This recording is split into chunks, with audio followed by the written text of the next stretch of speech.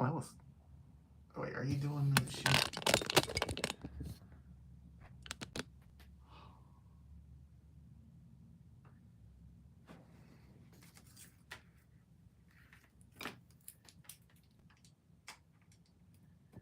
Put my headphones in. Huh.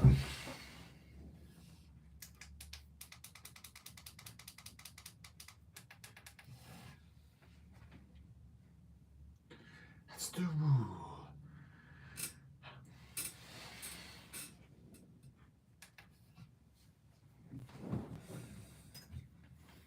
All right, we're just getting ourselves adjusted here real quick.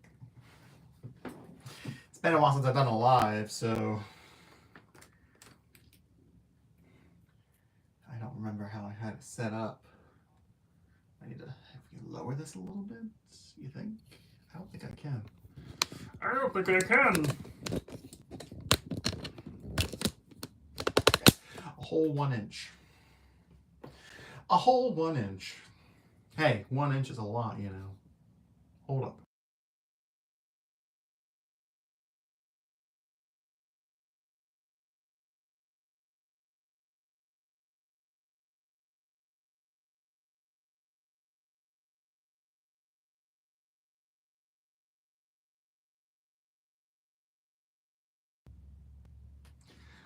Okay, that's fine. I feel short.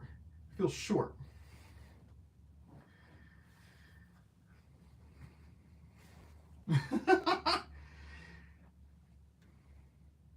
Down, yeah, down the Witch's Road.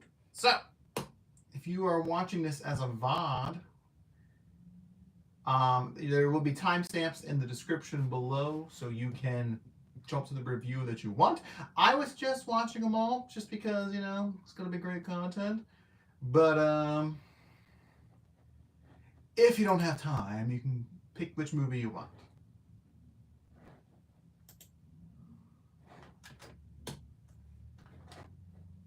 Right, sorry, I'm just finishing up. You're watching this exactly. I'm watching this live.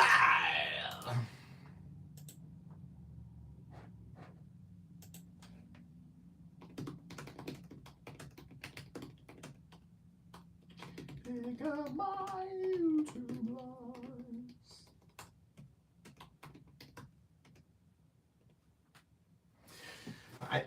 I wish this was shorter. Like, I don't have any means to make this. Yes, I do. There's one of them is a little bit shorter. There we go. Ta-da! Yep, I put it on. Well, I put it in Discord, and I put it on Instagram, and I put it on Twitter as usual. So, but yeah. So, hi everyone. This is Gremlin Live, episode 9. 3 clowns and a Coppola, which I thought was very funny. That's why I keep repeating it.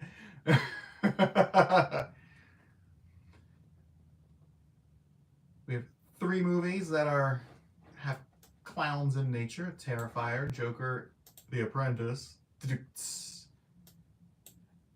and then we have Megalopolis. I'm going ahead. We're going to IMDb at the moment, so I can pick which movie I want to do first.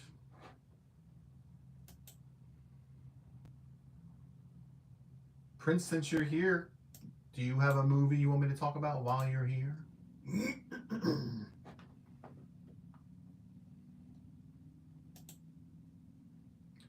I shall do it. I swear, I'll do it.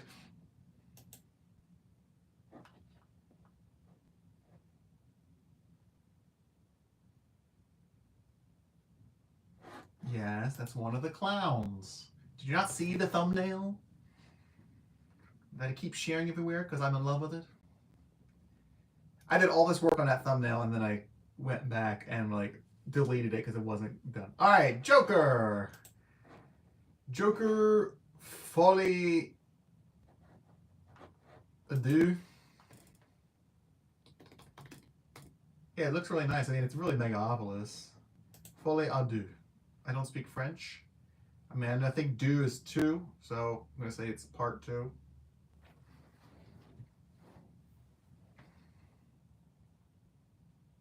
Part 2.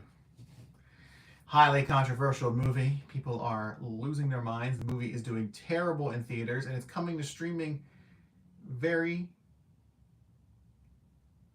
I just came up with that idea of me holding a thing. Yeah, it's literally the... he like cocks it in the movie. It's like... and then reality breaks behind him. But that's not the movie we're talking about. We're talking about Joker.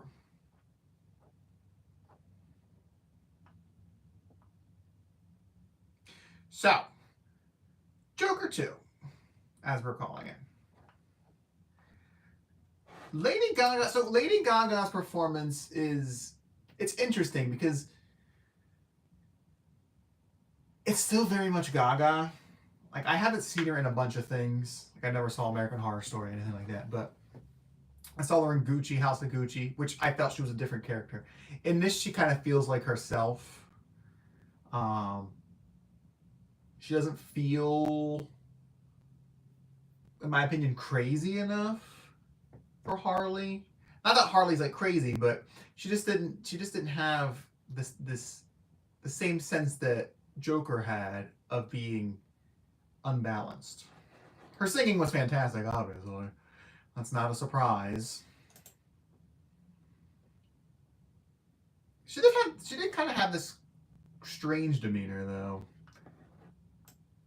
She just kind of stared a lot sometimes, and it was just like, I guess she was off-putting in that way. But I'm going to increase the light one more notch. But I'll say, I don't understand the hate that the movie's getting. I think a lot of it is just BS hate, you know, bandwagon hate, as it usually is for a lot of these movies. No, the movie itself is overall not a bad movie. I feel like there's this theme in social media nowadays where people will just purposely hate on something and see how much traction it gets. And as we saw, it got a lot of traction. So, like, Joker has a 5.3 rating on IMDb. Whew, it's definitely not a 5.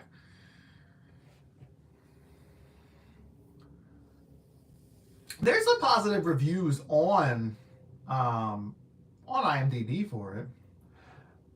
It's just... Okay, so we all know, if you don't know what happens in Joker 1, I'm going to do some slight spoilers for Joker 1, okay? It's about a man with a mental health issues, and he gets picked on, abused, assaulted, all that jazz, and then he loses his only lifeline from the health services department, and he goes off the deep end. So, he becomes the Joker, or this version of the Joker that we all know and love. And so this movie kind of follows the same thing, maybe a little too closely. So we start out and Arthur Fleck is in jail because, you know, he killed a guy on live television and admitted to other murders.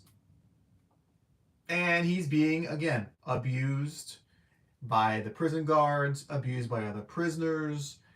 He's in Arkham, but he's not really receiving any type of mental health care. He does have a lawyer because he's getting ready for his case to defend himself. She's trying to make him plead insanity, that he has a dual personality, that the Joker is the one who killed them, and he's not the Joker.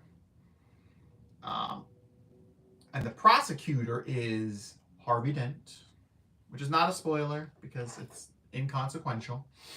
Completely inconsequential. It's just a little tidbit they throw in there to kind of get you. And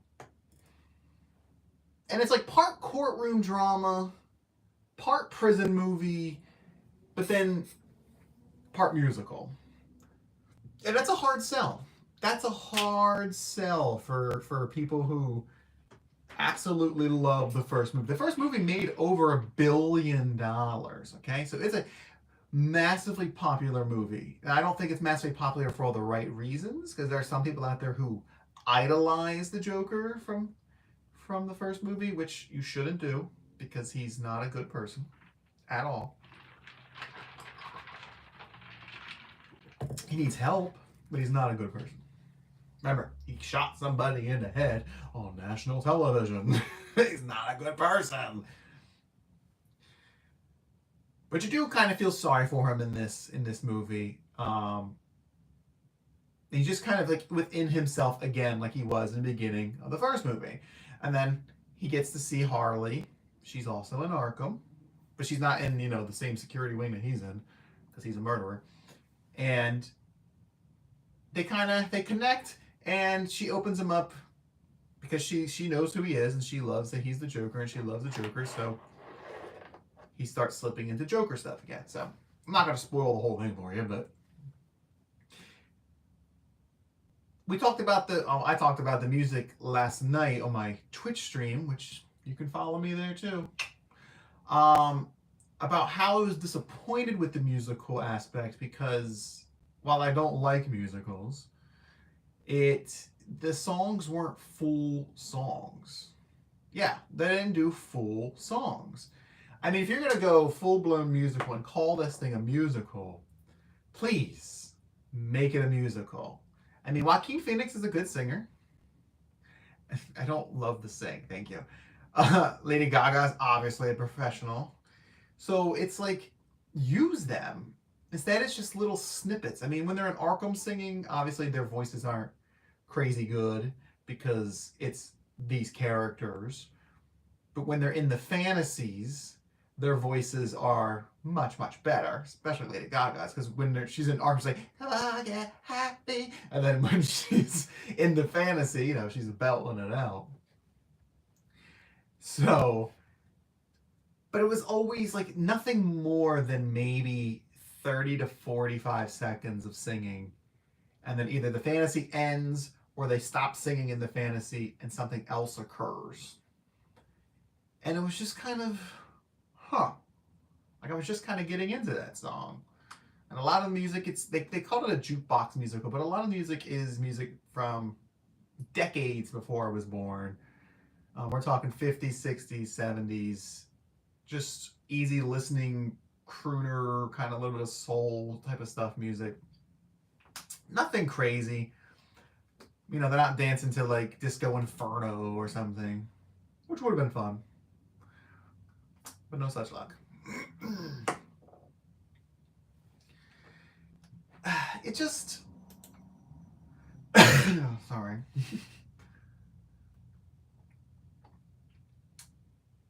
Like, it felt fine watching it. I got a cough again, really bad.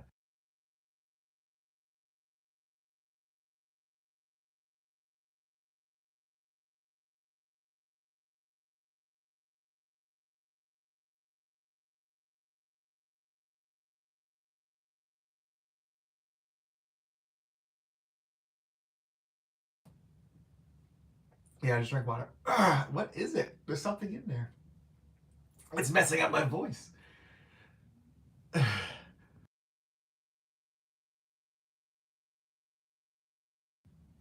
I did want to see it again, yeah. And I still might go see it. If it's still playing next week, I'll try to go see it again. I'm just not sure it's going to be playing next week. But if it still is, I'll try to make the effort to go check it out once more. So like, cause I saw, like I said, I saw it so tired, and I was like dozing off because I was just so tired. I just want to get the full experience again, and to really pick up on things that I may have missed. So like most of the songs all are they are connected to the story. So they kind of go from, like, if they're talking about something, if Arthur's talking about something, he might start singing, and then if it may switch to a fantasy sequence, which doesn't always, but if it does, the song and the whole situation goes back to the story for the most part. There were a few times where it didn't, and I felt like, why are we singing? Like, the connection between this song and the scene is so small. Like, it felt kind of unnecessary. I felt like they just wanted to have more singing in it at that point. I mean, it's not a musical in a traditional sense. I think that people, since there's singing sequences in it, it's probably a musical enough. but it's not a musical like Rocky Horror Picture Show or Cats or Les Mis or anything like that. Like they're not singing their dialogue. They're just singing songs and not original songs. They're all other existing songs. I was trying to think of the word I was trying to think of. But no, it's like I said, it wasn't terrible. I'm surprised that people disliked it as much. I knew people were going to dislike it. One, because Lady Gaga. You know, the dude bros and the people who idolize the Joker don't like Lady Gaga because she doesn't represent the fanboy behavior that they have. Also, hi, better. And the fact that it's a musical is just going to kind of turn people off. It's a risky thing, but again, I feel like it works perfectly with the first movie. I think as a pair, it's perfectly fine. I heard some complaints that it completely ruins the character from the first movie, and it doesn't. It's completely organic, and it's the same Arthur Fleck from the first movie. It may just tread some of the same territory a little too much. I have no problem with the ending. I won't tell you the ending because it would definitely spoil it. But there have been complaints about the ending, and personally, I don't think it matters as much because I did like the ending, yeah. I mean, it's inconsequential, right? This isn't a Joker we're ever going to see in a Batman movie, right? He's not going to be in Robert Pattinson's Batman. He's not going to be in Ben Affleck's Batman. He's not going to be in Justice League. He's not going to be in anything. So it doesn't really matter what happens at the end of the movie because this is a standalone story. There are complaints about the ending. Yeah. Are they valid? I guess if you're really interested in a character, see, I don't want to spoil it. I mean, it probably already figured out what happens. It's not great for one of the characters, but it's a final solution, let's say. But again, like to me, it just doesn't matter because they're not going to make a third Joker. So it doesn't matter where we leave Arthur Fleck. It doesn't matter if he gets out of Arkham and he's on a crime spree. Like, we're not going to see him again anyway. So it doesn't really matter what happens to him. I just think people got upset because they like the character, so they don't like what happened to him at the end. It's not spoilery enough for you.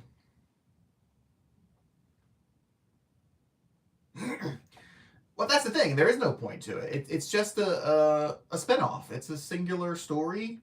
It took a character and made a thing. That's all. I mean, just like the first movie. The first movie had no connection to anything aside from being a character from Batman. Yes. Like we talked about that last night. How this could have been a story about Arthur Fleck, random dude, in the city of insert city name. It literally could just be that. But the fact that they attached it to a property is what I think made it more popular. Yeah. Because people wouldn't have gone to see this movie. If it wasn't a Joker movie, it would have been probably a mystery movie for me to see on Monday mystery movie nights, or would have been a limited release or direct to streaming. Like, it wouldn't have been a big thing because people aren't going to care about it as much because it doesn't have that familiarity of being the Joker. Technically, this is about both of them. I was talking about the second movie mostly. I was talking about the idea of the Joker movie in general, how it's not attached to the expanded universe or any universe in DC, and how it's really just inconsequential overall. And it could have been made about any person who's not the Joker.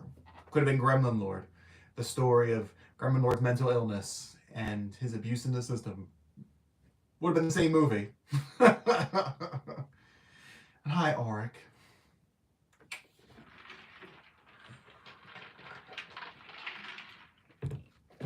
But yeah, again, I think it's completely overhated. I don't think it deserves a bunch of praise or anything. I'm snapping, Jerry. I'm snapping. But it's fine. It's fine. It lives up to the original. I mean, I think the first one just had runaway success for whatever reasons. I don't think necessary. I've only seen the first movie once, so I own it. Never watched it again. Made me feel things I didn't want to feel, so I haven't watched it again.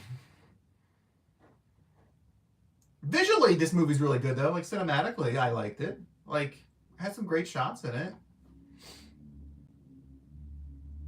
So, I mean, that's fun. Okay, can you stop playing this video, IMDb? I don't need to see a bunch of trailers. Thank you. I don't know. If you were interested in it in the first place, I would say go see it. Like, don't let people tell you that they don't like it, so you're not going to like it. Because if you remember, I did see this movie alone. Even though I've been planning for years on not seeing it alone.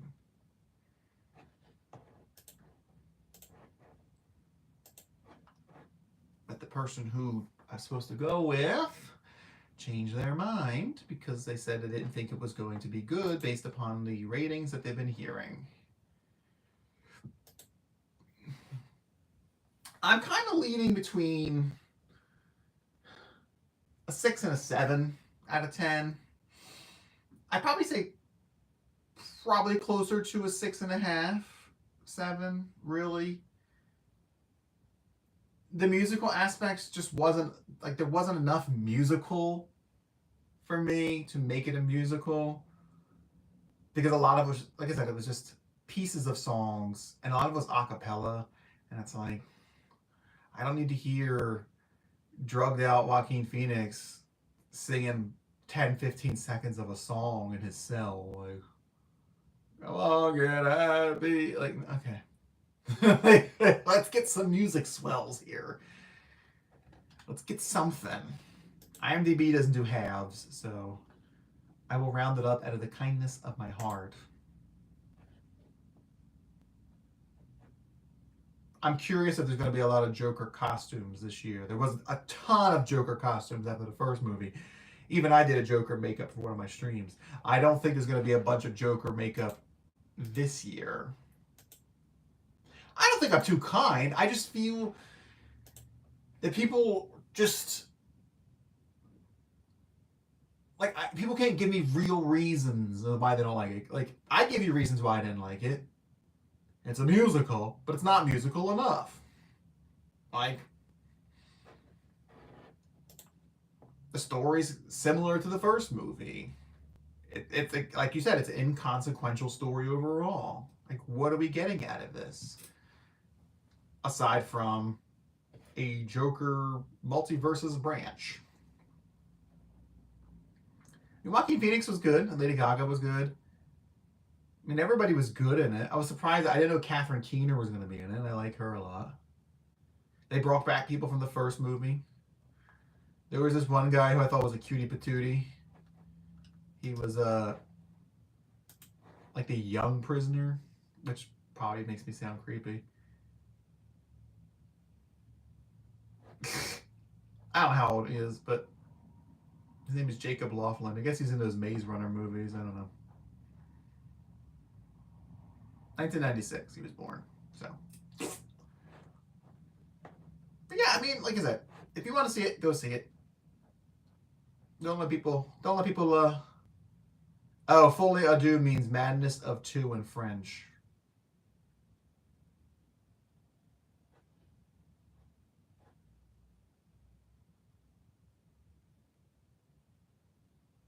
Oh, it comes from the 19th century French psychiatrists. The term was coined with two or more people who experience the same madness or delusion. Because Harley and Joker have the same, like, they're in the same fantasies. So it makes sense That would be the title. Like she brings him into her fantasies, and it's interesting. But like even the court drama wasn't super intriguing. You know?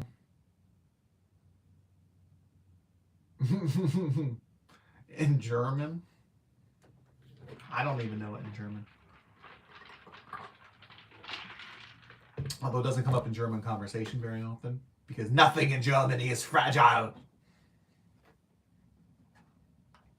All of it is strong. All right. Well, that was a fun time. Joker. Folie Deux. We're giving it a 6.5, 7 out of 10. Bruchgefahr. Bruchgefahr. It's an odd word to learn for yourself. Right. What else do we got? What should be the next film that we discuss? We have Terrifier 3, The Apprentice, and Megalopolis.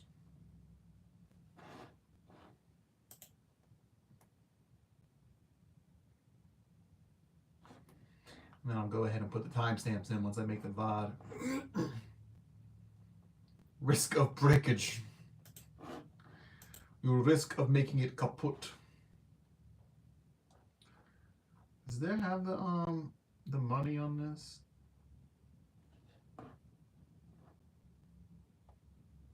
The budget was estimated $300 million. It's only made $167 million. Ooh. But like I said last night on Twitch, you know, just combine it with the first movie and you made plenty of money. That's all. Right? That's almost $1.2 billion. That's fine. That's a great amount of money for 2 movies. Call it a day. Let's talk Terrifier 3, which is a Christmas movie, by the way. If you haven't noticed from all the advertisements, it's a Christmas movie. Terrifier 3 has a 7.1. It's crazy.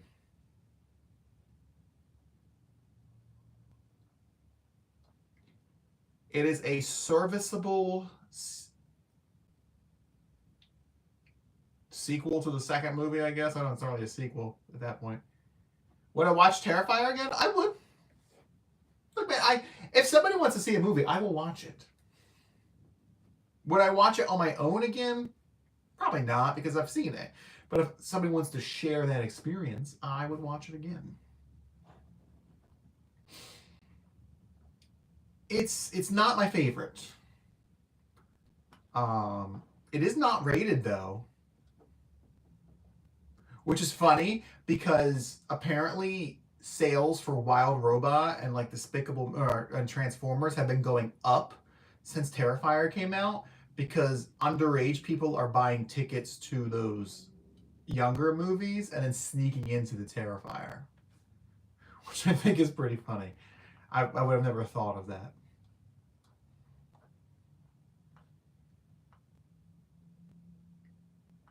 Wait, what is this?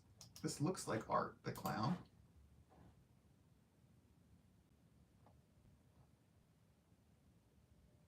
Oh, that's because it's the original. Silly. The short movie. So, Terrifier 3 is the 3rd movie of question mark out of 3 so far. These movies specialize in absolute gore, just mutilation of human flesh at a constant rate. Although this movie I felt was more tame, which is really weird, because the second movie had I felt was much more violent, but it had a more limited release. This one has a much bigger release, and it's unrated, which is usually a big no-no type of thing. but it felt slightly more traditional and commercial in a horror genre.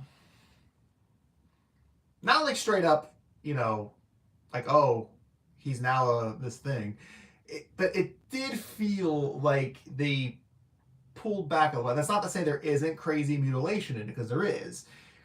But it did feel just more contained than the second one, which I was a little disappointed. I was expecting things to go way more above and beyond. I mean, because in the first movie, the big thing is, I think he saws a woman in half while she hangs upside down. Like, that was the big thing in that one. In the second movie, there's this woman where he's literally like peeling the skin off her back and like push salt in it. Like, there's all kinds of stuff happening in the second movie. I mean, there's a person's face is blown off and he's jamming mashed potatoes in their blown out face. Like, there's all kinds of stuff in the second movie. And there's an actual story. The first movie had no story. The first movie, no story at all. The second movie created a final girl type of situation. It gave us like a little bit of lore. Like, they really try to give you something as a reason why this clown is doing his thing, giving you a killer background, which makes sense. It was nice. And the third movie continues those characters. It's Sienna and her brother Jonathan. If you haven't seen the second one, I'm going to spoil some of it for you, so get ready. Sienna ends up being a kind of angelic superhero kind of woman. Like, her dad made her a comic, and like she was the main character. And she ends up being like the person who can fight Art the Clown, because Art the Clown is invincible, basically. He gets damaged and stuff, but he always comes back. Like, she has like a Wonder Woman looking outfit. She has a Wonder Woman looking sword that sets on fire sometimes. Like, it was very bizarre when I was watching the second movie, but it made it more of a fuller film. And then, did you not see Terrifier 2? You should see Terrifier 2. Terrifier 2 is my favorite so far. So, Terrifier 3 starts out okay. We're shown like a random family. And I was like, oh, who were these characters? They weren't anybody in particular. They were just people there to be killed. So, there is violence against children in this movie. Okay? Within the first 10 minutes of the opening movie, children are killed. And they don't show it. They show the after effects of it. But it is, you hear it. A lot of squishies. A lot of squelching, it's called. So, people were very uncomfortable with that. And I was like, oh, okay, we're starting off heavy. We're doing, because usually children are off limits in horror movies. I'm like, all right, we're getting into it now. There were some funny parts. Not in the children killing section, I mean, throughout the movie.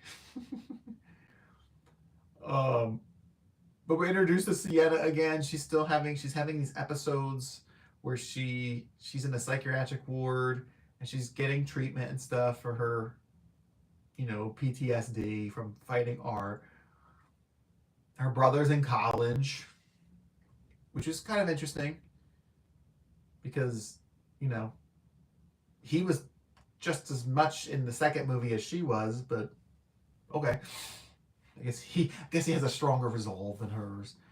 And they decide to spend Christmas with their aunt and uncle and niece. Now, these are people who they've never introduced before. But apparently the niece loves her Aunt Sienna, even though we've never heard of them. So it felt really odd and like kind of forced into this family situation. Because like, we don't know who these people are, but sure, they're her family. And I guess we're going to know them now.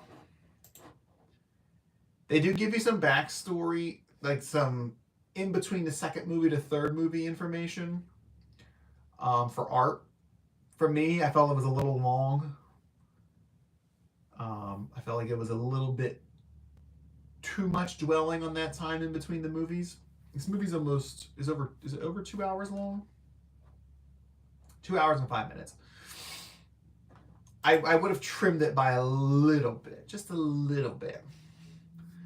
Because, I mean, we can figure it out, and you really just have to show us just little brief things for us to understand where he's been and what's happening. Like, we don't need a whole full-blown thing, which they insisted on showing you anyway.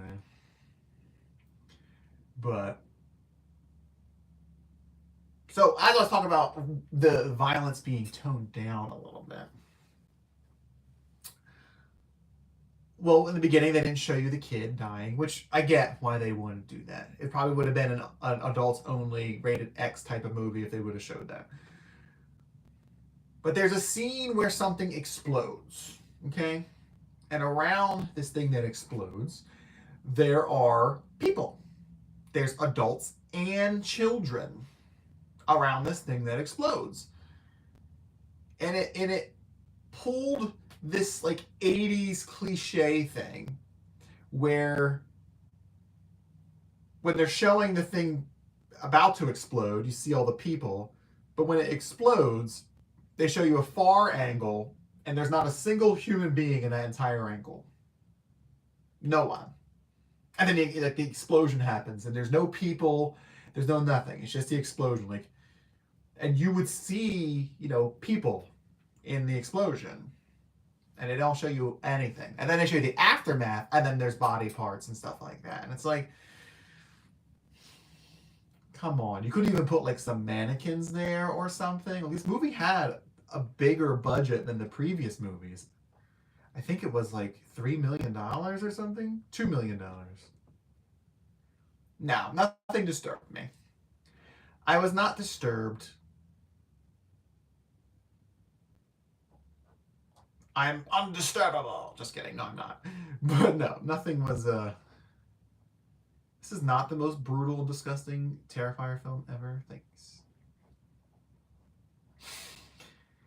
My main complaint well, no, we can still talk about the violent stuff. And we're going to jump forward to... There's a scene in the trailer, so I'm not spoiling anything, of two people getting romantic in the shower. And... Oh, I'm disturbed, Jerry. I'm disturbed. And it was really a lack... I'm not trying to sound like a freak, but there was a lack of nudity, which I thought was really weird. Because this is an unrated movie. I get maybe some actors or actresses don't want to show nudity, and that's fine. Like, you don't need to. Like, what a freak. Like, I get it. You don't need to. But from the sheer side of, like, shock value, it's really weird that they didn't show a butt. And they didn't show a woman upper area. Like, it's just weird. Because the camera's panning. It was weird. Right? And the camera's panning down, and then it, like, pulls back up. So you'd be coming down, and it's like, oh, no, can't show you that.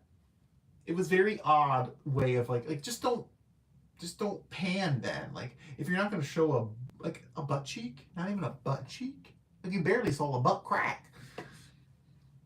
It was just weird. Because in a movie that, people are getting their arms and legs chopped off, you think you'd see a booby. You think you see a butt cheek. You do end up seeing butt cheeks. But it's when something mechanical is going through them. So, not quite the same. And visually, the shower kill to me looked a little less realistic. Is the word I guess I'm trying to go for. Well, there's boob in The Apprentice. Quite a bit, actually. So you can go watch that. That's a horror movie. So, I mean, you do see some male genitalia in this movie. But again, it's as things are being dismembered. So it's just, I guess that's a shock factor to make you go, ooh, ooh. But I don't know. It didn't really do it for me. I feel like if you're gonna go the full blown craziness, then show a cheek or two. Just show a cheek or two. Get a stunt double if you need a stunt double for a cheek. I mean, really. It's just odd. Let's see, what else about? Are there any other violent things I wasn't a fan of?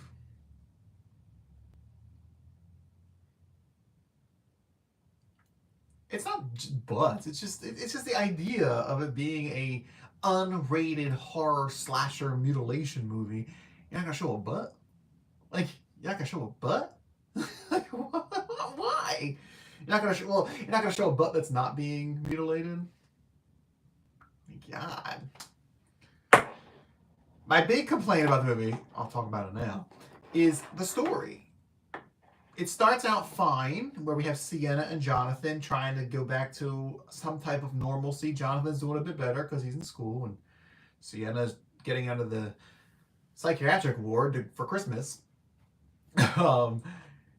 So it that's fine, and she's having flashbacks and stuff.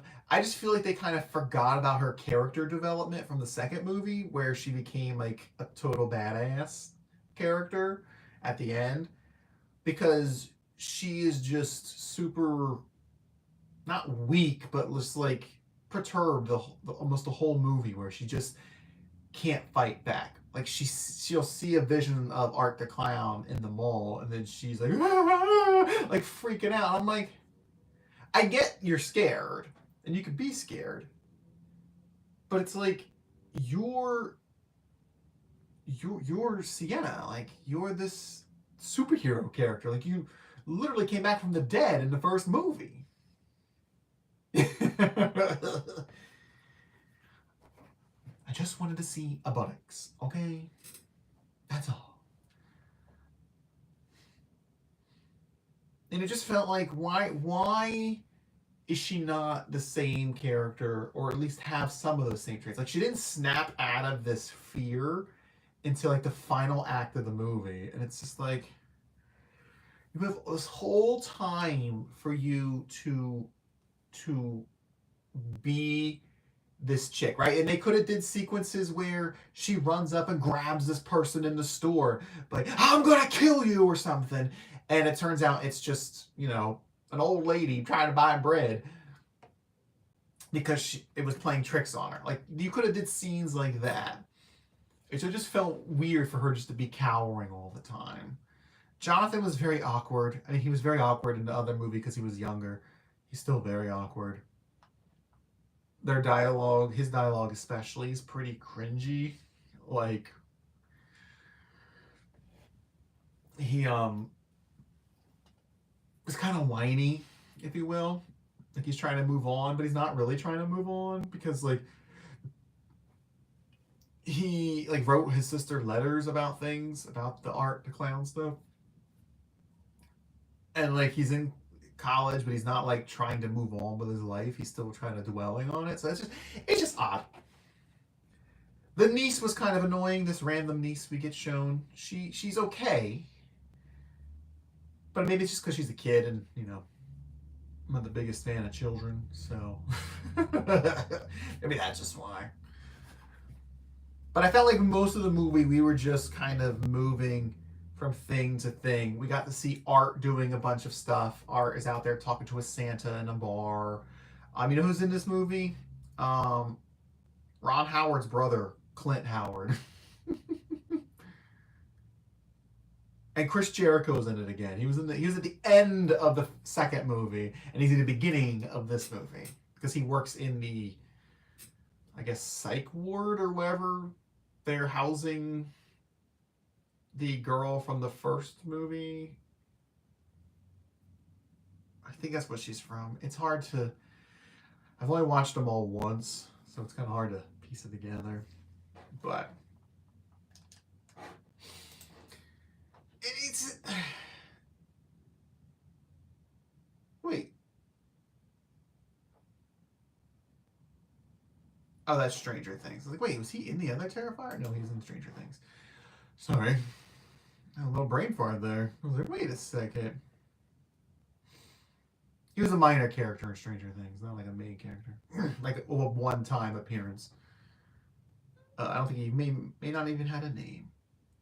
But really, it's the art show. I mean, which makes sense because the movie's about him. But I did wish for more of the angelic girl story. I mean, they could have given... So there's a female character, I just talked about her. She's the one from the first movie. I want to say she's from the first movie. She's like possessed by a demon or something. Her face is all basically eaten away, and she's basically a walking, talking pile of scar tissue. And I would have loved to see like a battle between her and Sienna.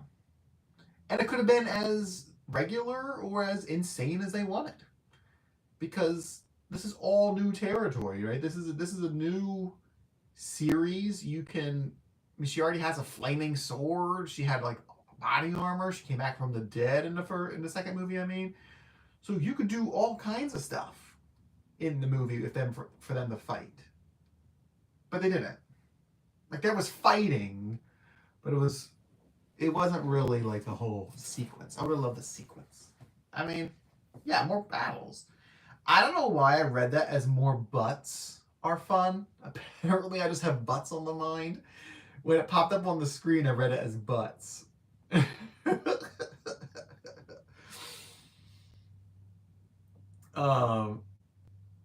Yeah. Art made like a new toy and he used it multiple times, and it got a little redundant for me, but it was a cool effect. There is something that happens at the end. I'm gonna hold up a little spoiler gremlin. So while I'm talking about this, I'm gonna hold this up and I'll put it down when I'm done giving this little spoiler. There's a death of a main character, and it happens off screen, and I have no idea why. No idea why. It cheapened it so much, and I was just like, what the heck? Like, what do you mean that's so-and-so's skull? Like, that person was supposed to be coming here, and I was expecting them to, storm into the scene and, like, save the day or help out or something. You think it's a budget issue? I don't know if it's a budget issue. I mean, technically, the person may not be dead. If you think about, the idea that we haven't seen them die, they could still be alive. It could have been a trick played by Art the Clown and... What's the other person's name? Victoria Hayes is her name. It could have been just something that they did. My light is kind of flickering. But it just felt like such a cop-out. Like, maybe he didn't want to be... Ooh, I said he. Maybe they didn't want to be in the movie that much. I don't know. It just felt like it didn't have as much impact because they were killed off screen.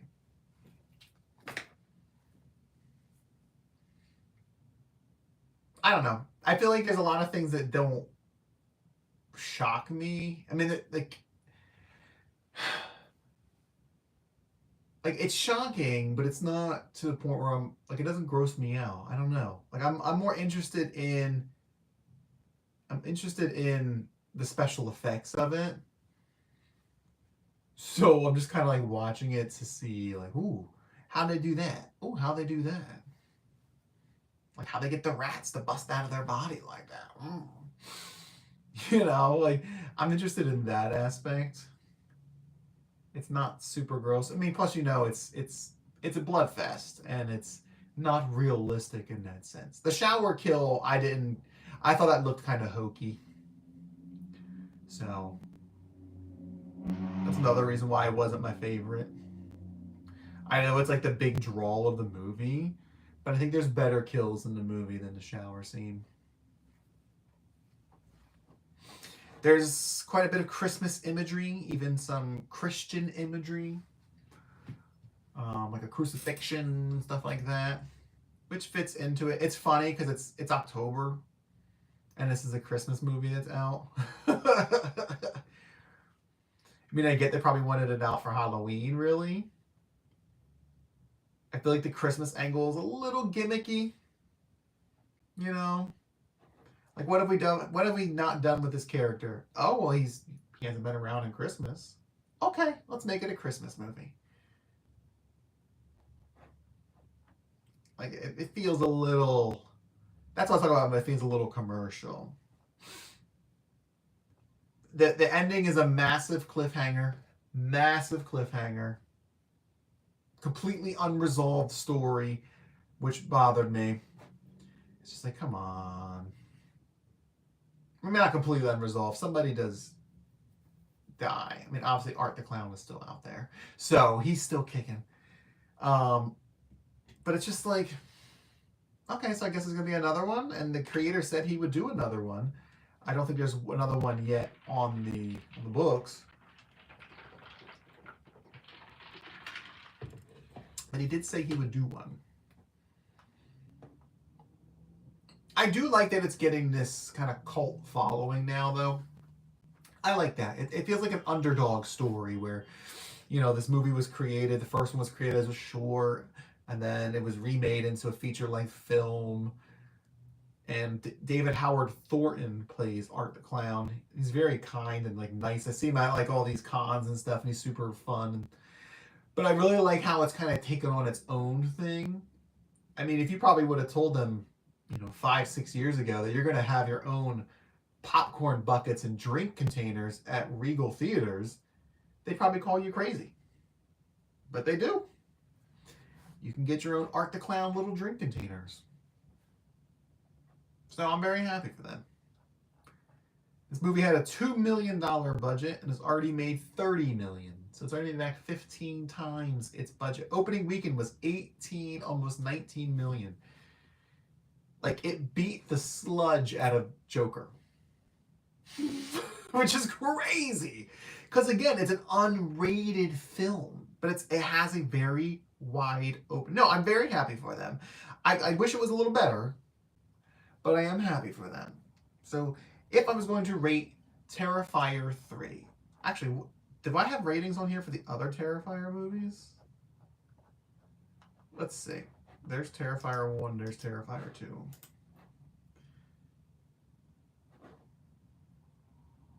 I did not rate them. You know what's funny? The first Terrifier has an IMDb score of 5.6, which is still higher than Joker Folie à Deux.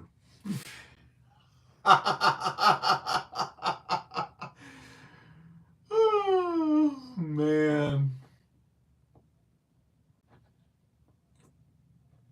Let's see. I'll give Terrifier 1 a 6. I'll give Terrifier 2 an 8. Because Terrifier 2 was, it kind of delved into a psychological horror a bit, which I like. I like when things get crazy. I really do. So Terrifier 3, which has a higher IMDb score than the other two combined. Well, not combined, but I'm going to give Terrifier 3, we'll say a 7. Because I do think it's better than the first one, but I don't think it's better than the second one.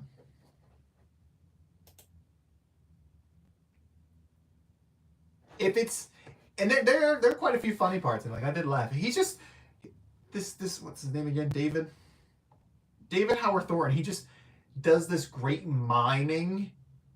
Like, it's just so funny. His facial expressions when he does things. Like, somebody tells him to shut up, and he's like, ooh, ooh. Like, he's so expressive with his face. And it's very, very funny.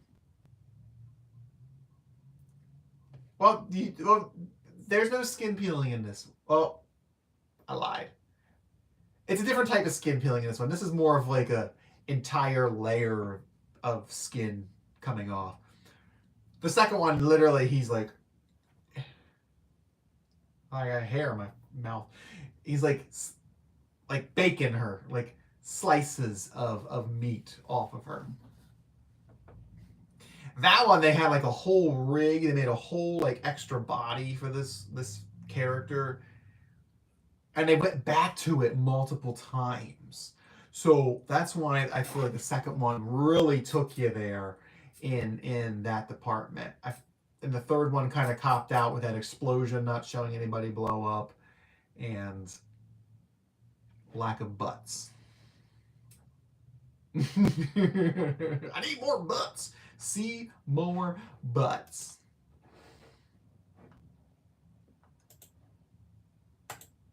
All right, now we're going to talk about everybody's favorite politician, Donald Trump.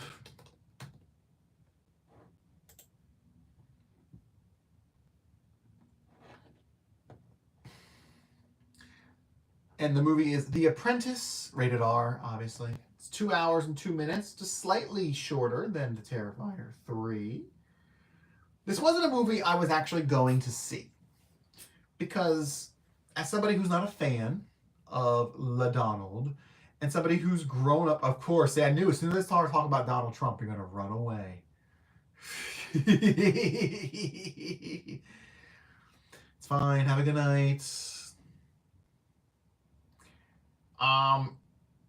As somebody who grew up in New Jersey, I've known Donald Trump's existence my whole life. You know, he wasn't just the guy who was in Home Alone 2.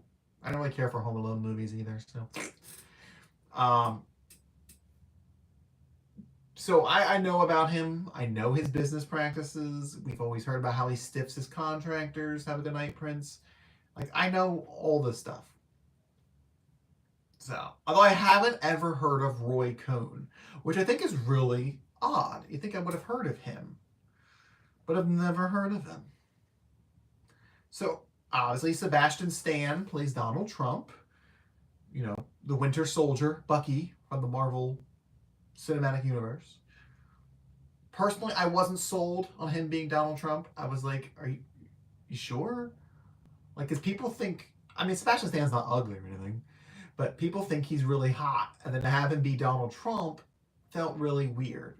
And in the beginning, I didn't really feel like he looked like Donald Trump that much, but it was a younger Trump. But as the movie went on and he kind of got a little more bloated and became a bit older Trump, there were times where they were showing like footage of like him and Ivana. Ivanka is the daughter who he wants to be with. Ivana. Like getting out of the limousine, and they were shooting it with like the 80s grain filter. I was like, oh, this must be real footage, but it wasn't. Because he looked a lot like Trump in those sequences. There really just certain angles you would think it was Donald Trump. And it was crazy. Jeremy Strong plays Roy Cohn. Jeremy Strong looks familiar, but I couldn't tell you what I know him from. Let's see. I'm going to look at some of his stuff. Succession. I didn't watch Succession. I didn't watch that. Didn't watch that. Nope. He was in Selma. I saw Selma, but that was, 10 years ago. The name sounds familiar, more so than his face. So, Jeremy Strong. But he looks a lot like Mark Cohn. Roy Cohn, not Mark. Roy Cohn. He looks a lot like him. I looked him up and I was like, ooh, that's creepy. Within like the first 5 minutes of the movie starting, you're hearing F slurs. And I cracked up because I wasn't expecting that. I mean, it was like the 80s, so I get it. But it's like as soon as the movie started, he's like, oh, that F slur. I was like, whoa. Jesus Christ. Like, whoa, I was not expecting you to drop that on us there. But they did. But that was the whole thing. So his character, well, he's not a character, he's a real person, Roy Cohn, is basically one of those known hidden secrets that he engaged in gay behavior. I don't know if officially he was gay, if he considered himself gay or not. I don't know his life like that. but they he says it because, you know, as part of his projection, not so much self-hating, but more of like to fit in with, not to fit in. It just sounds, he's a very evil, conniving person. You know, if you think Trump is a bad person, this guy is the one who made him. And this is a real person, mind you. This is a guy who worked with Nixon. Like, not a good guy. He did have a lot of head movement, kind of like a chicken sometimes. He had this really horrible hunch, which is what I have. So, looks like I'm going to look like Roy Cohn in the future. But sometimes he would just be like kind of out there with his head and like, no, Donald, you don't understand, Donald. And it's just like, okay. I like the rooster look. Works well for me. But you really get to see Sebastian Stan's Donald Trump go from just kind of like a spoiled boy trying to like make his daddy proud or whatever, but he also wants to make a name for himself because he's, you know, a narcissist, get molded by Roy Cohn into this basically megalomaniac type of person that we all know and adore today. There is a disclaimer at the beginning of the movie saying that while this movie is based on factual events and factual people, some things have been dramatized for the sake of film. I don't know enough about his history to tell you all the things that were dramatized. There is a scene of, this is not a spoiler because this is a real life thing,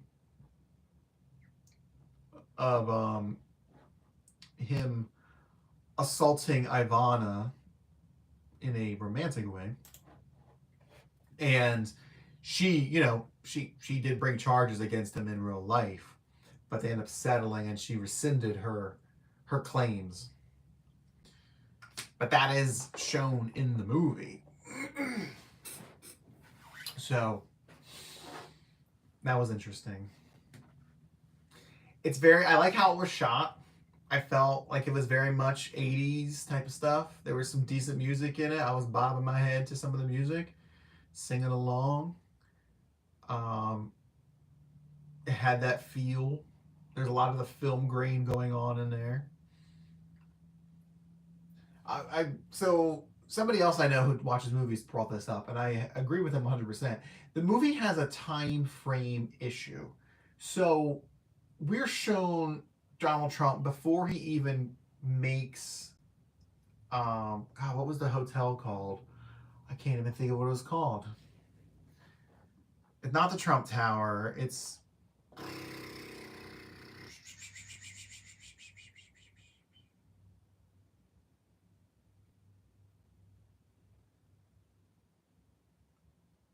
I don't know what it was.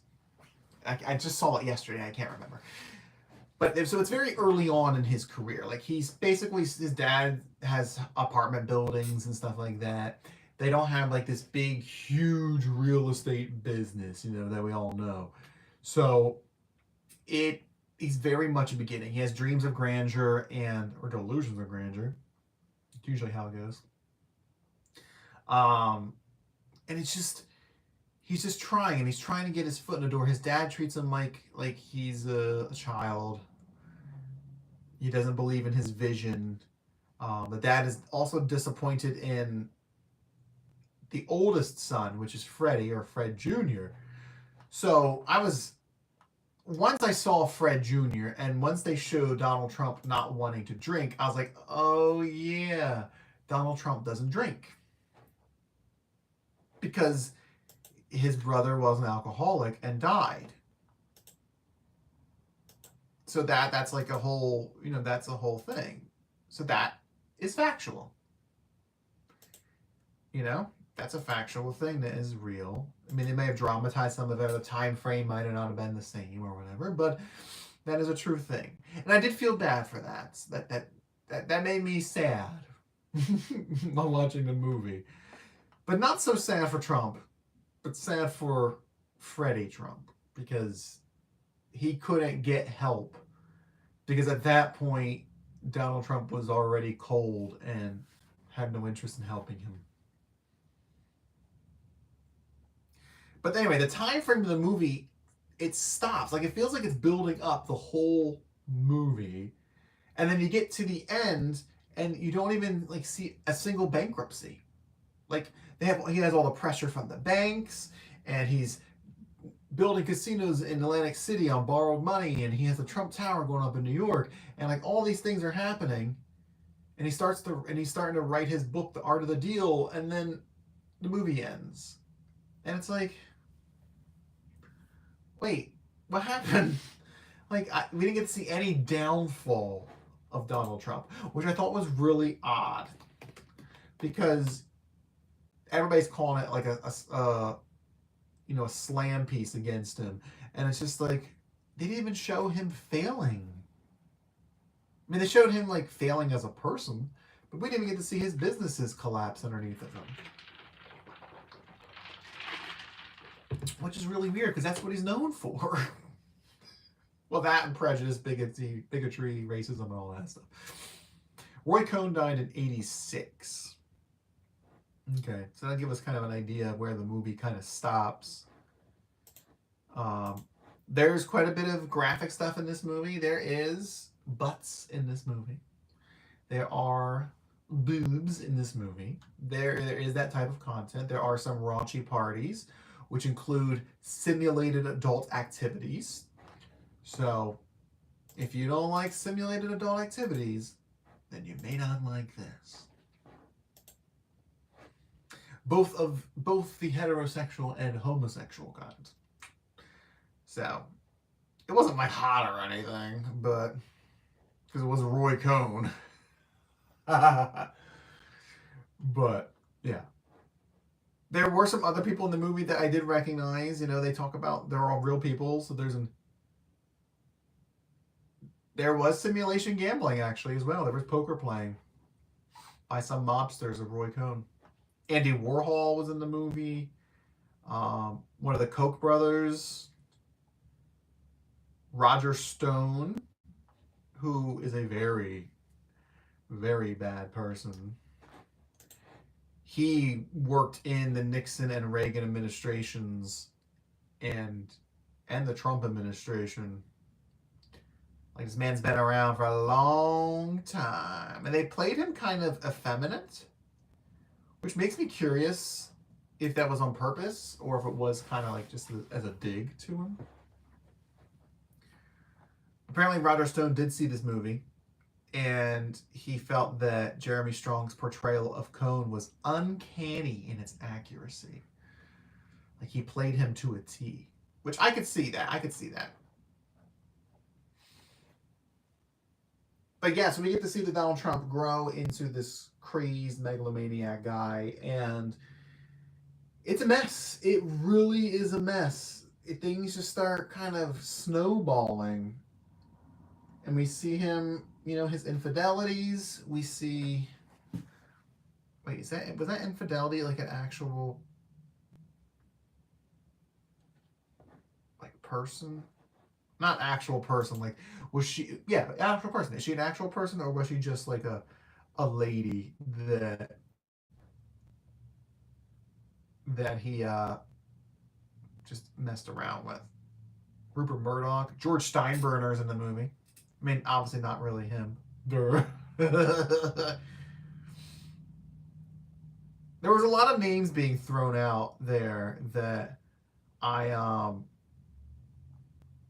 was catching because of my knowledge of some of this stuff. So I don't see a person's name.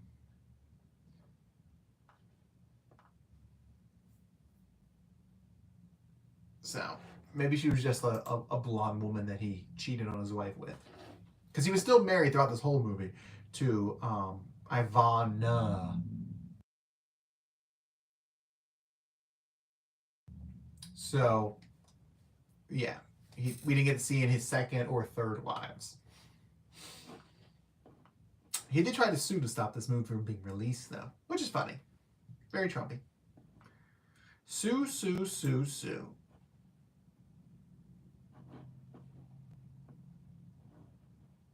There is a part of this movie. This is not a spoiler because it does happen in real life. Okay.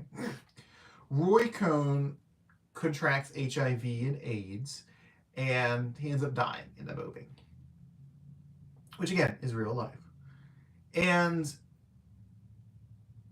it was interesting because they really showed the transformation of Trump in this part, where at first he wanted nothing to do with him, right? Because he was kind of like, ew, gross, I don't want anything to do with you, you're going to get me sick. And like he felt he was too big to need Roy's help anymore. He's basically like, you know what? I'm the guy now. I'm in Atlantic City. I'm in New York. I just bought this place down in Florida, which is Mar-a-Lago. You know, I'm the it guy. I'm on the cover of Time. Like I'm the dude. I don't need you anymore, Roy. And in the meantime, Roy's also getting sick and sick and sick. And they do have like this reconciliation near the end, but it's very much in a very what you would expect Donald Trump to do. I don't know if it's factual or not, but he gives them this present and he tells them, oh, these are the best things ever, you know, these cufflinks are real diamonds, real platinum, blah blah blah. And then we see the cufflinks and everything, and Ivana's like, those are pewter with cubic zirconia. And he realizes that Trump isn't trying to reconcile with him. He's just using him to make himself look better. Like, look at me, look at the charity work I'm doing, you know, I'm taking care of this old guy here. I gave him a great gift, the best gift, the only gift that anybody would ever get.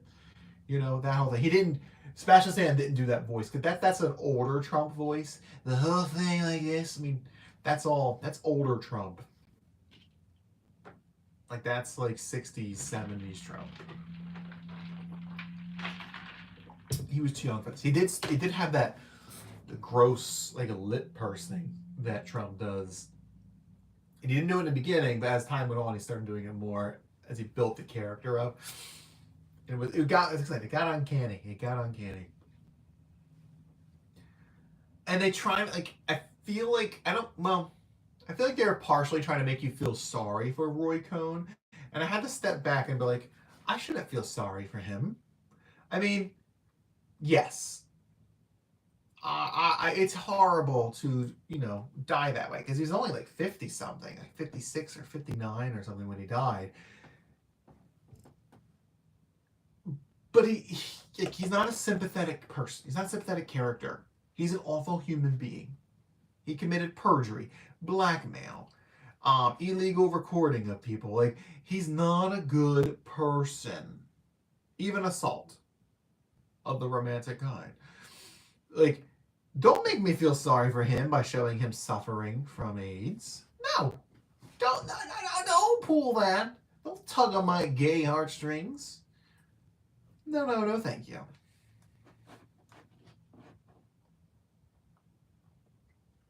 So, if we were to rate this movie, what would we rate it as?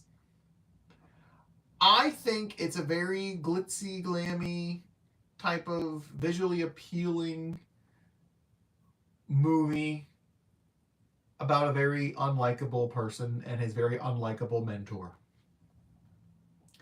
It's not fantastic. It's entertaining enough for a viewing. I don't think it's some groundbreaking thing. I don't think it's some crazy smear piece, because it's just not in depth enough to really be something that would smear him and like upset people. Like, most of the stuff was stuff that we already know. And the stuff that I don't know isn't really super controversial. It's very 80s. So it's stuff I would be expecting to happen in the 80s anyway, whether it's real or not. It does show him to be cold, though. And it shows him to be vain. So if I had to rate it, it's currently sitting at a nice, pretty 7. I think 7 is too high, honestly. I'm going to lean more towards a 6. Like, it wasn't horrible. I mean, 5 is middle of the road, right? So I think it's a bit better than middle of the road. It did the job. It just it didn't tell enough of his story. It just ends. And I really would have wanted to see the bankruptcies and how those things were handled. Because, I mean, as you know, he completely destroyed Atlantic City and stiffed all these people. I mean, he's still stiffing people today. I don't know how he gets away with stiffing people. Like, he has so many outdoor venues and rallies because he ran out of places to have them indoors because he hasn't paid his bills. Like, he owes multiple cities in the United States over $100,000 for his things, his rallies. This isn't a political video. Sorry. I would have liked to see, though, more of the consequences of his actions as opposed to just his actions. But Jeremy Strong was good. His character was good. And Roy Cohn, he did feel very evil, if you will. He also felt very gay. And they interjected Donald Trump into these situations, these like gay situations. And it was very interesting because you just see him looking uncomfortable, not like hateful uncomfortable, just like, just kind of like, like, why is he doing sit-ups in a Speedo, which happened in the movie? It was odd.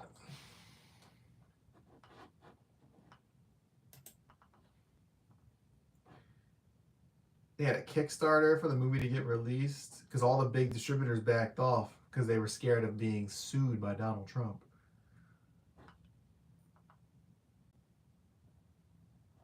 Daniel Snyder. Who's Daniel M. Snyder? I'm assuming he's a conservative.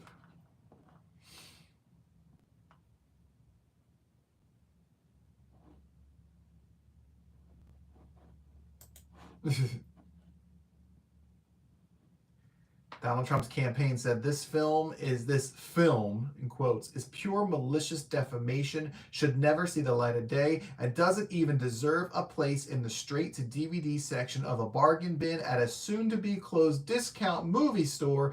It belongs in a dumpster fire.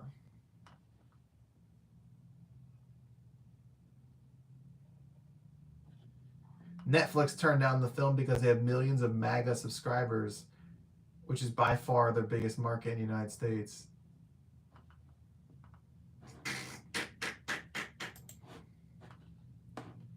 Oh wait, was that supposed to be is that a spoiler one? Is that why it's hidden?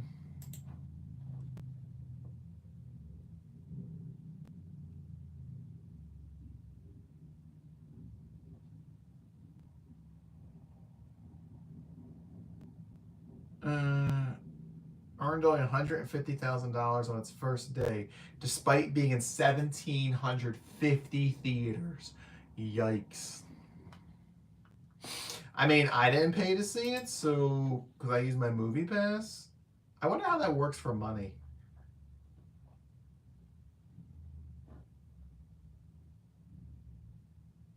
Who's the devil, and is there sympathy for him?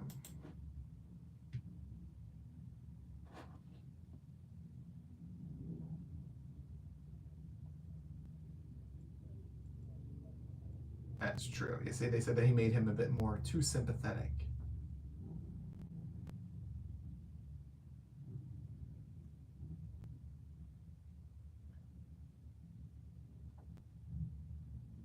Yeah. But anyway, so that's The Apprentice. It's fine for reviewing. It's not going to make or break your opinion on the politics or anything like that. It's not going to, oh my god, I'm going to change my vote. It's not going to do that. Don't worry.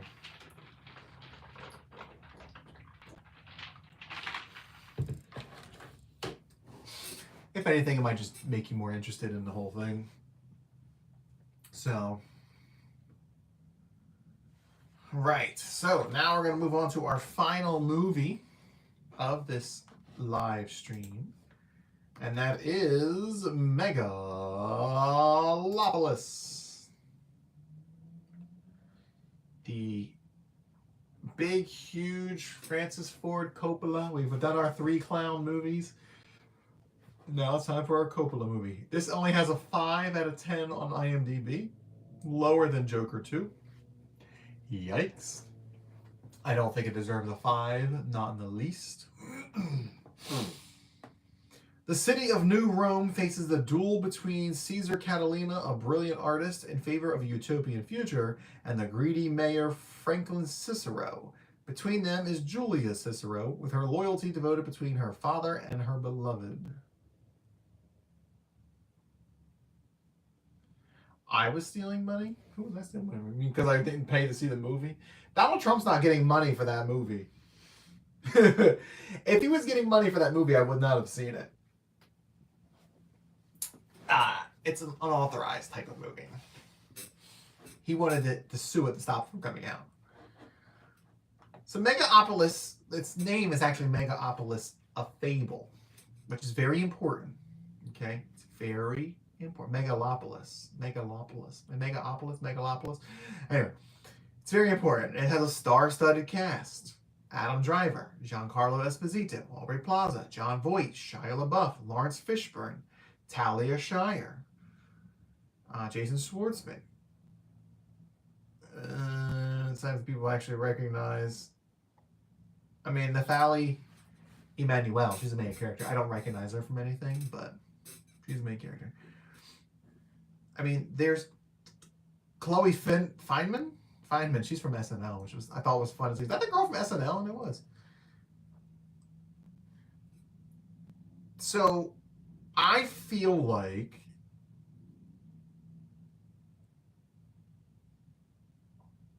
he started this script in the early 1980s.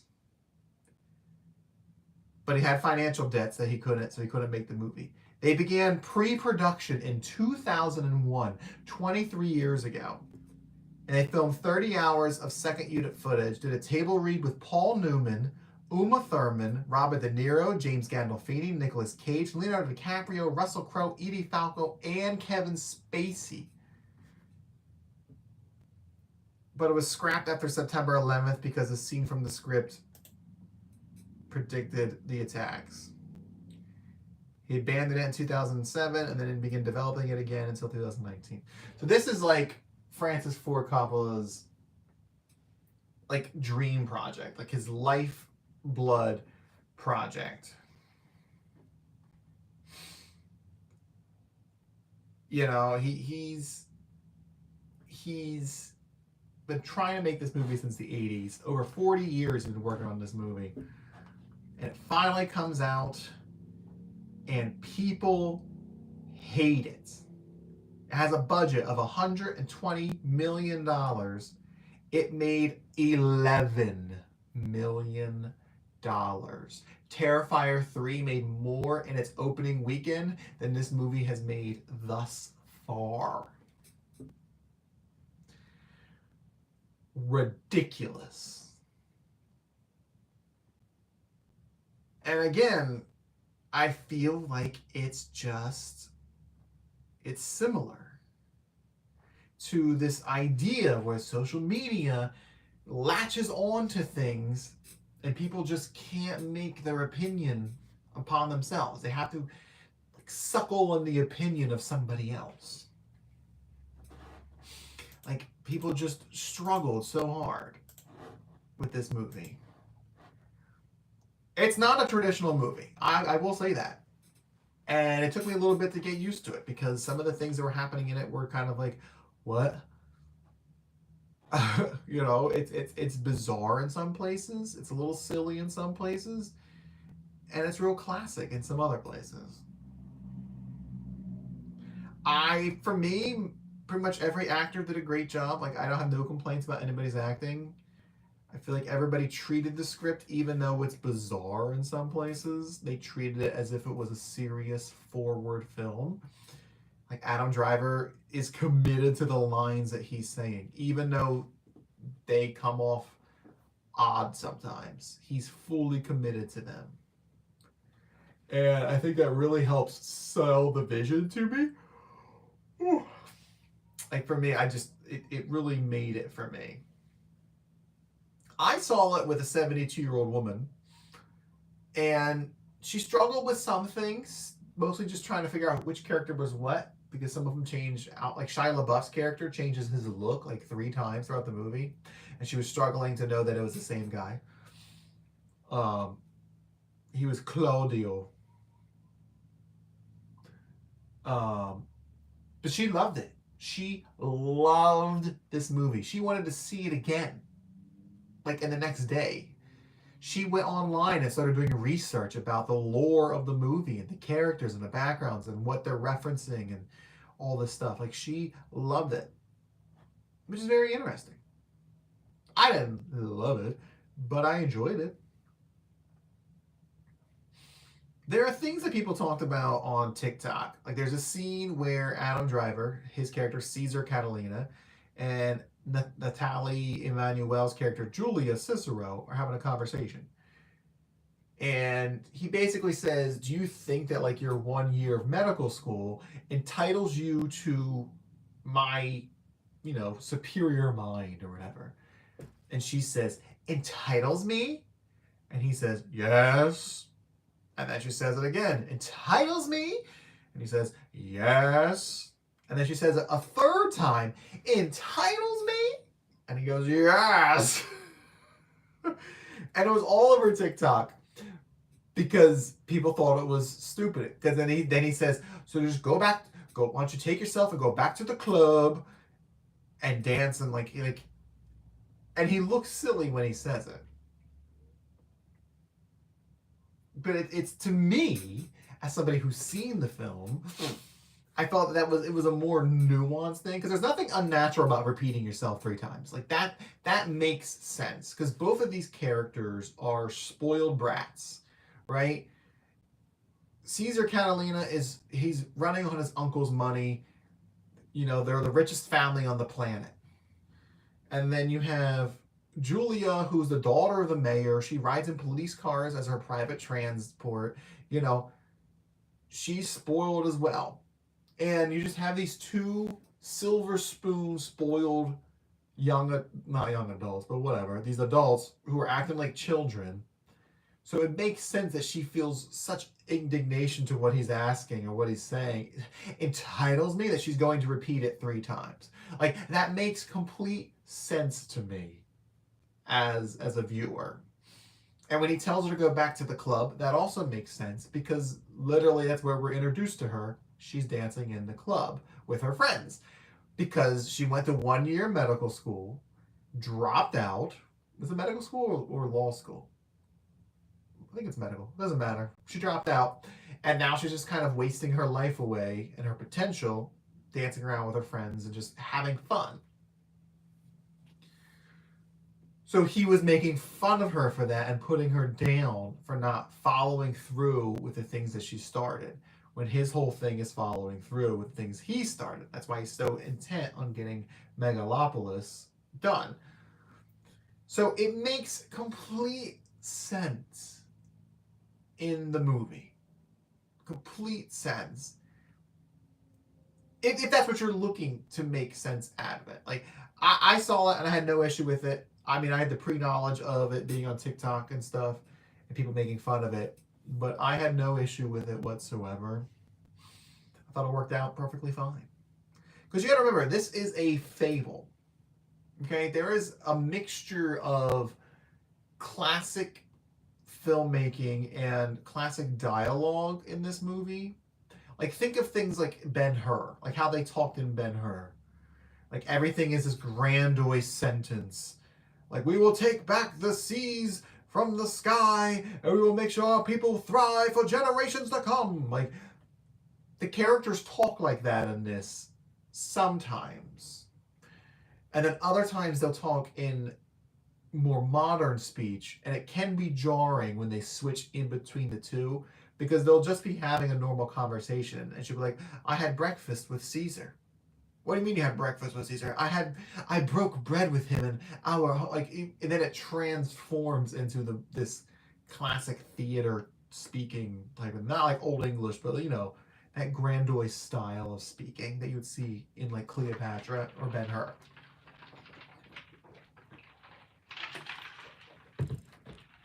And that I'm sure that turned off a lot of people.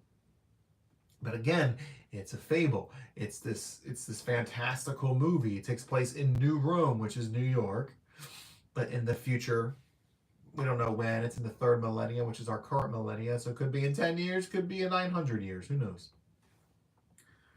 So basically, Adam Driver, he's part of this rich family. His uncle is John Voight, whose name is Crassius, by the way.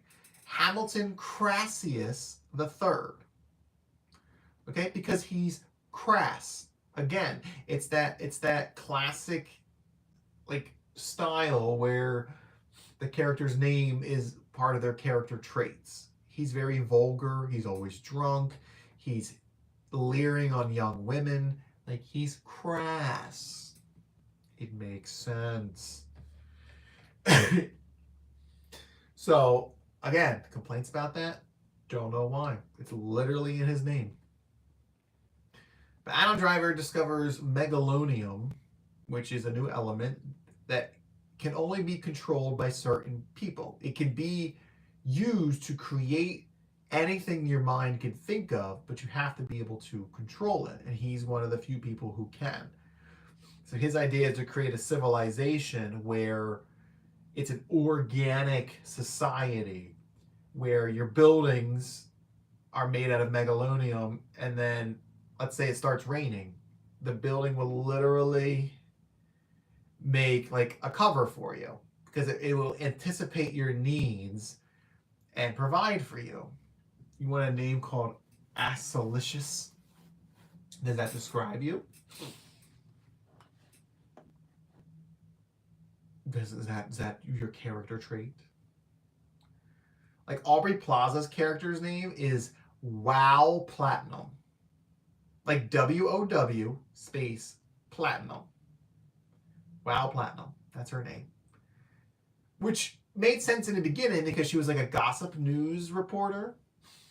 So like, hey guys, that's Wow Platinum. You know, like that. Later on when she's not a news reporter anymore, it was funny trying to have John Voight, like, your name is Wow?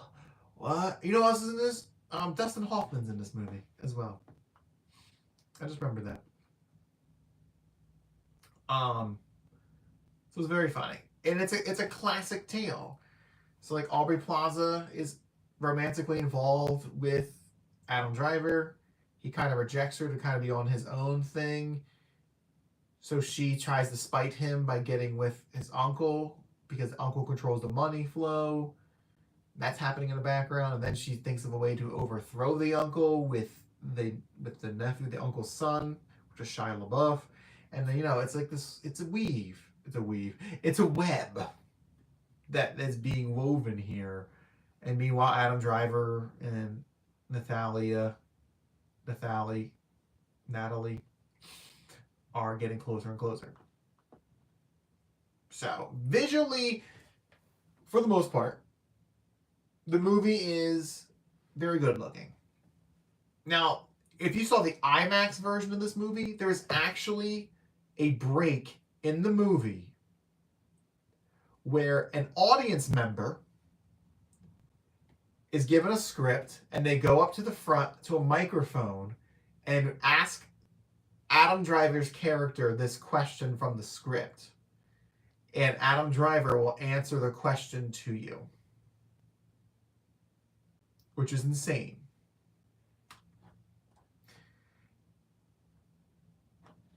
And the ultimate IMAX experience,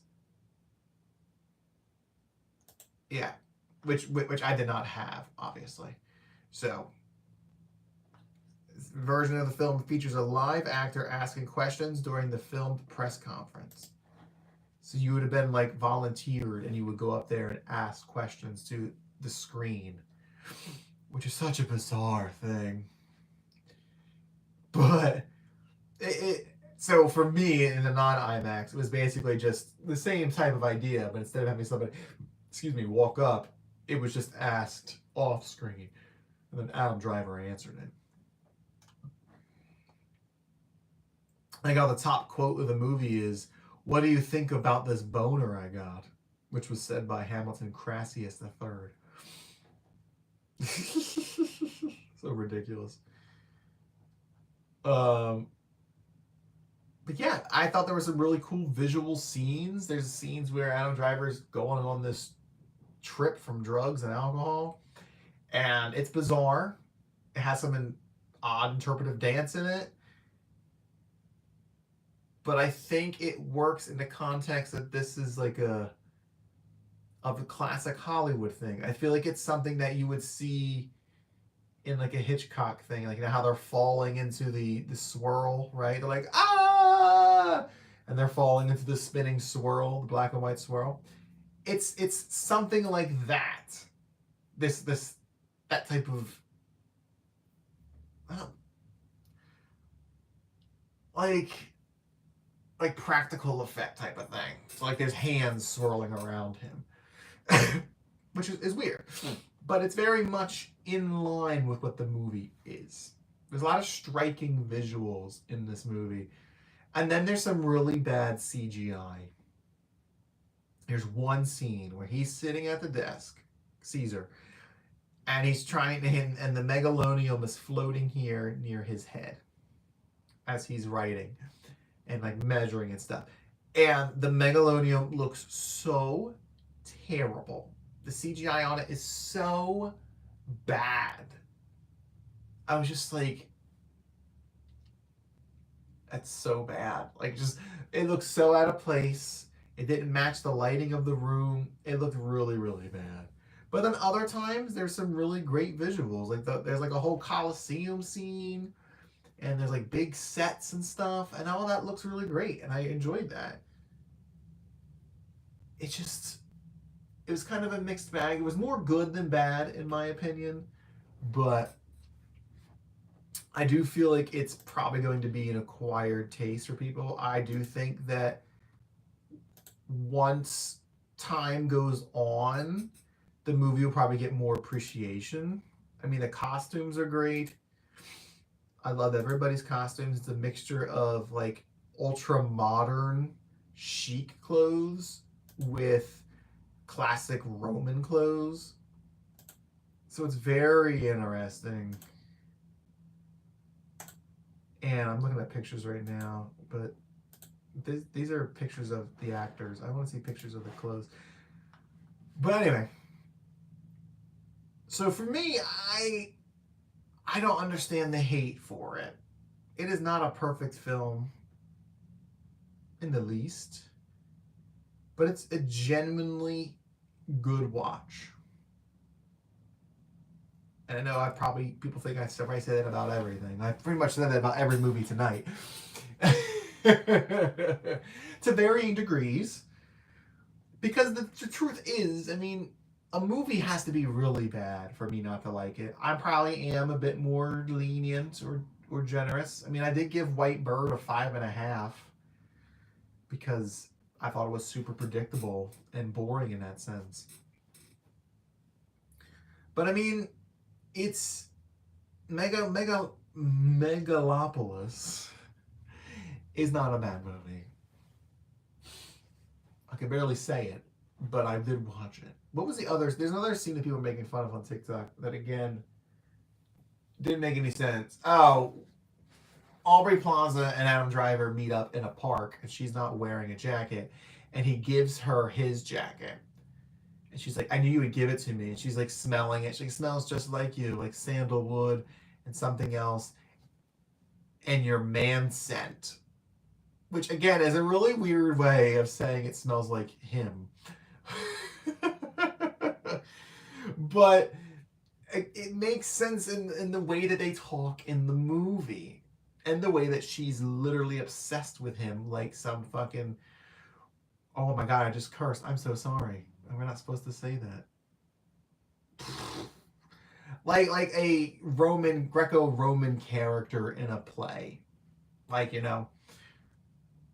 smells like man scent, which may be a double entendre, kind of like how Shakespeare put that type of stuff in his plays.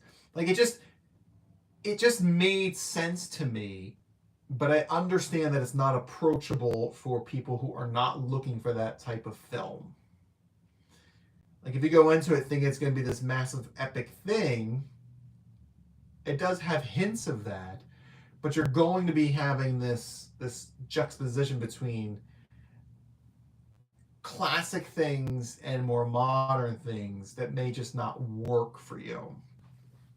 And obviously didn't work for a lot of people, including critics. There are some positive reviews here on IMDb, but it did not do well. I'd probably buy it on physical when it comes out physical. I mean, my thumbnail for this video that you're currently watching is from Megalopolis. I'm imitating Adam Driver's character as he's holding his, I think it's called a T-square or T-ruler that architects use. Yeah, it has a good message in it. It might be a little heavy-handed, but again, it's part of that classic thing where the story of the message is the story of the message, and they're going to tell you the story of the message directly. You know, it's about taking care of each other, fixing civilization before it's too late. Lawrence Fishburne does some great narration. I mean, he's also in the movie as well as characters. But Lawrence Fishburne has that great voice, so it's lovely to hear him narrate. Yeah, I feel like this is going to be a movie that people are going to watch and appreciate later in time, which is unfortunate because it's probably not going to be appreciated until after Coppola's death. And that makes me sad for him because I know he put so much into this. There are, but like I said, it is a bit confusing in some parts. There was a character who was supposed to be a young virgin. She did not even, well, she didn't look underage. She was supposed to be underage. She looked like she was in her 20s, but she was supposed to be 16. And I was like, is she? Like, I completely missed that part of the dialogue because she doesn't look 16. She looks like she's 22, 23, which is fine. I don't understand, like, the scandal that stemmed from her didn't feel real because I didn't think she was 16. There's 310 reviews for this movie. 5 out of 10. A glorious train wreck, 5 out of 10. 6 out of 10. 1 out of 10.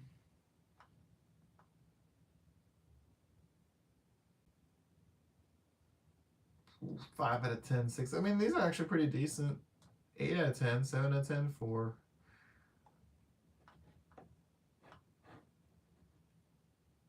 If art is a bad word to you and you use put downs like theater kid, you will hate it. Coppola was the original theater kid making all kinds of wild stuff in the 60s.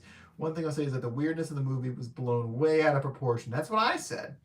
It is a sad, impressionistic, and apocalyptic tone poem with magic realist elements. It's not a gonzo out there cult film. I wonder if it'd be an artist to be fully taken by this movie or romantic. This is where all the power lies. Through Adam Driver's performance, he's weary across it, while the world around him is insane, creating a fascinating parallel.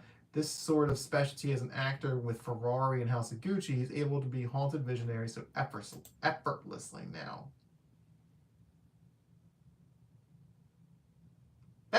That's like summing up how I feel about the movie. You know, Art Deco style with CGI. It doesn't work out all the time because, like I said, the Megalopolis architecture is CGI. It's very organic and curved. I think some of that kind of gets lost in translation.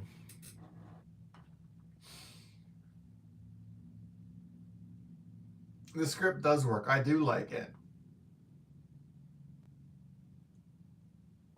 I just feel that it's just not what people were expecting from the previews, and it's just not the type of movie that people want to see right now.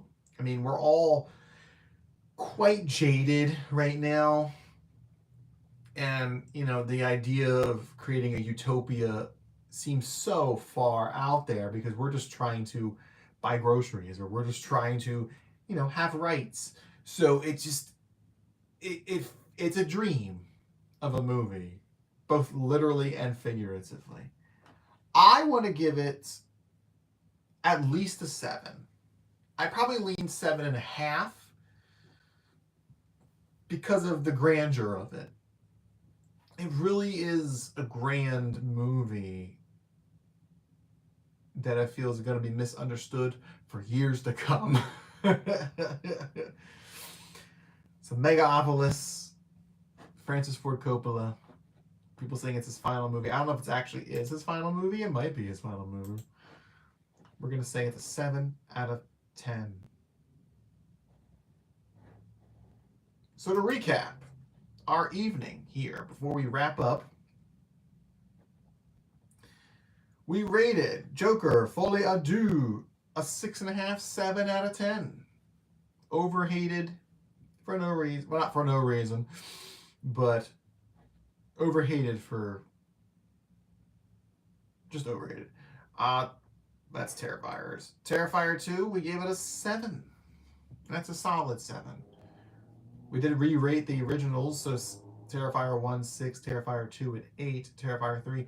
While it does technically up the ante of its violence, it doesn't feel as violent as it should, including some cheap tricks with the camera pulling away from things that they should be showing, like the butts and the explosion at the crowded place where people are surrounding the bomb. The Apprentice, we gave it a 6. It's a decent little biopic about Donald Trump and his rise from narcissistic bumbling fool to narcissistic megalomaniac, with the assistance of Roy Cohn. Sebastian Stan does a good job. It's an overall good film, but it just feels stunted and it doesn't feel really that effectual. Like, it doesn't feel like it needed to be made, honestly. Because it couldn't show you enough. And then Megalopolis, we gave a 7. That's the longest one, 2 hours, 18 minutes. Which is a grand film that people did not understand or did not want to understand or give a chance.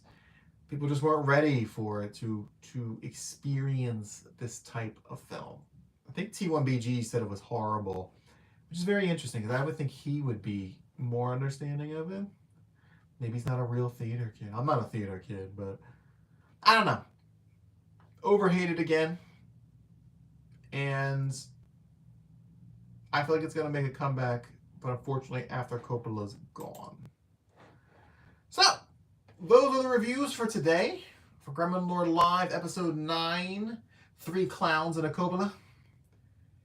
Don't forget to like the video here to try to get it out there. I'm going to post the VOD tomorrow once I put the timestamps into everything so people can jump to whatever they like. Thanks for everybody for hanging out and engaging in conversation. It's much easier to talk about movies when people are talking about them. It'd be great if people actually saw the movies. But I realize not everybody has the free time like I do. But yeah, so that's going to be it. Next week's video is going to be Desperation Road. I watched it today. Interesting film. Gotta say. Interesting film. That'll be our movie for next week. And yeah, so we'll see you next month with another YouTube Live. And that's that. Guys, have a good night. Leave a comment if you want. That'd be great. And we'll see you again soon. Okay, bye and good night.